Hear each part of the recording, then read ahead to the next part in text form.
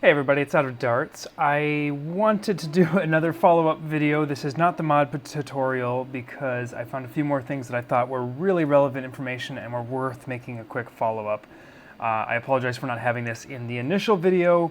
I just didn't really think I needed to tear it apart for a review.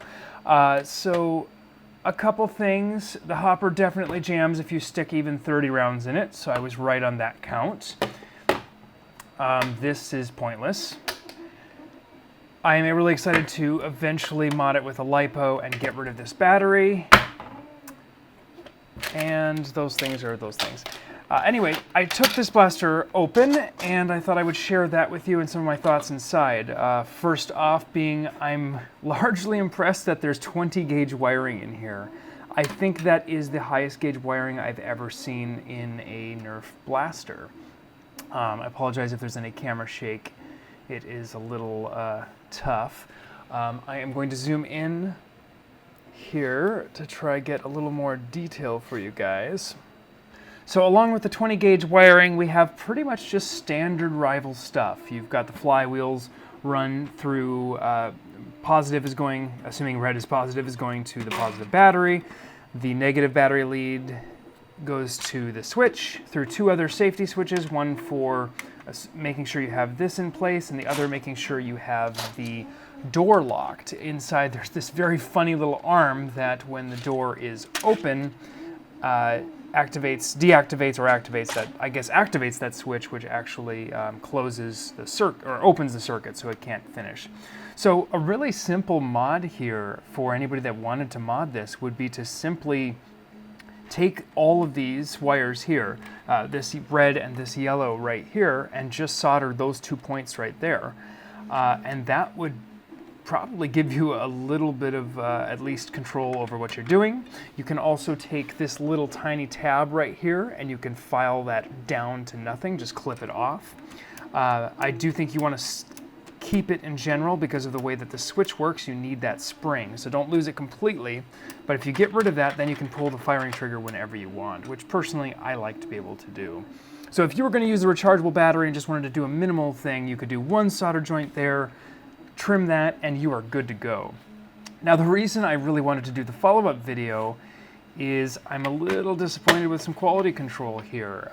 First being that this is obviously an overused mold. There is some really lousy surface finish here on this part, which either means it's just a bad mold or whatever. But more importantly, and this may be very hard to show in a video, but these flywheels are off by about 2 millimeters. So one end, and hopefully we can see this here, but basically these two flywheels are not lined up. This flywheel here is 2 millimeters further in that direction than the other one. And that's definitely not how it's supposed to be. These have the same spline shafts as the other rival motors, but I think that they're just bad quality control as far as how far they're shoved on. Now, since I do have this, I'm going to give this a shove and just see if, yeah, lo and behold, I can easily just... Actually, that was startlingly easy. Well, there's an interesting thing.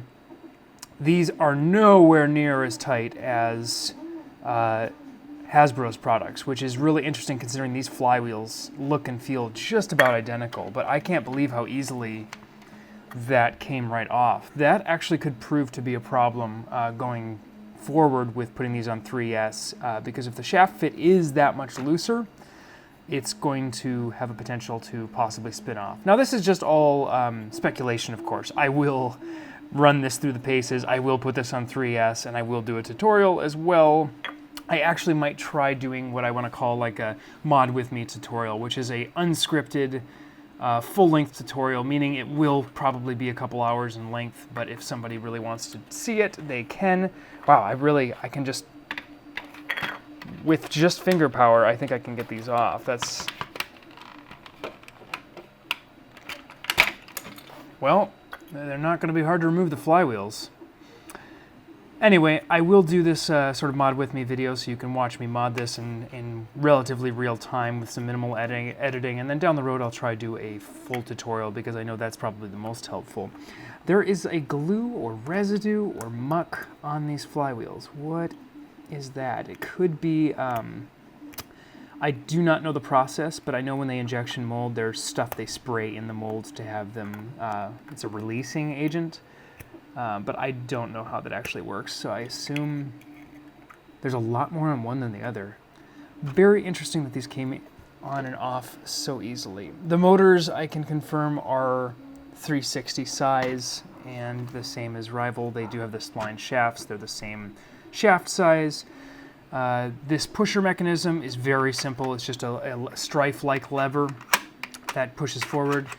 I think I will put a little motor in here and see what happens if I make it full auto. The problem with making this blaster full auto is that that hopper is never going to feed more than a couple rounds a second. So this blaster is not going to be a dart hose unless I turn it into a hurricane, which is a little bit disappointing because when I first saw it online, the teasers and everything, I was hoping it might be full auto, but that does make sense considering it is a hopper, and hoppers are really hard to get them to feed like that.